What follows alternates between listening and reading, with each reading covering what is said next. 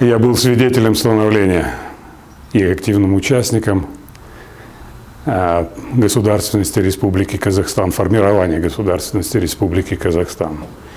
И хочу сказать, что за эти 33 года Республика Казахстан как государство состоялась.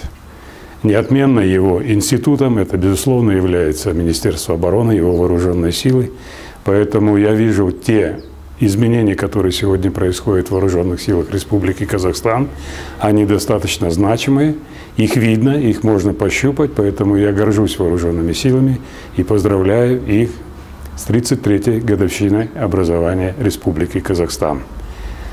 Я бы хотел пожелать всем офицерам, генералам, солдатам ясного неба над головой, с тем, чтобы они выполняли свои служебные обязанности в рамках тех полномочий, которые на них возложены.